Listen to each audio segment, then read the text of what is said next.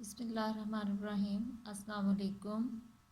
Class پنجم، کتاب Urdu, unit number 2 سے میری پیاری اماں کی بک ریڈنگ کریں گے۔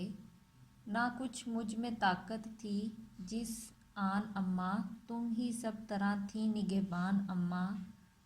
نہ اچھے برے کی پہچان تھی اماں، تم ہی کو تھا ہر دم میرا دھیان اماں۔ میری پیاری اماں، میری جان اماں، مجھے پیار سے دودھ تم نے پلایا، بہت دن مجھے گودیوں میں پھرایا، تھپک کر محبت سے تم نے سلایا، مجھے سکھ دیا آپ ہے دکھ اٹھایا، میری پیاری اماں میری جان اماں۔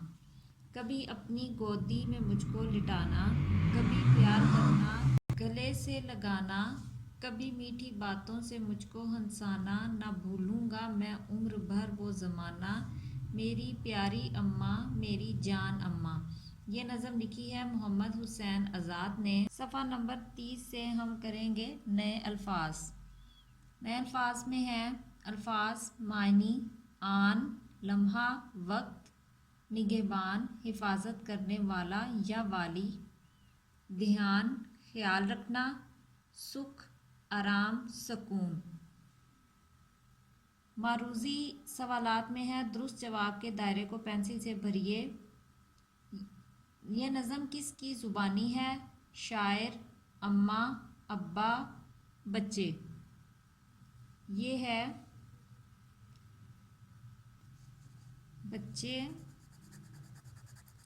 بچے کے دائرے کو پینسل سے بھر دیں گے۔ نمبر 2، بچے کا دھیان ہر وقت کون رکھتا ہے؟ چوکیدار، محلے والے، اماں یا پولیس۔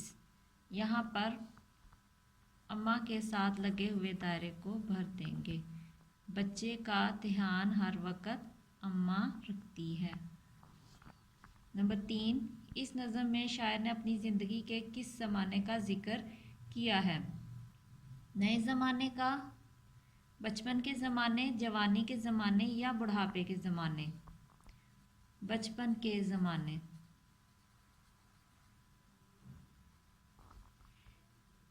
اس نظم کے شاعر کون ہیں؟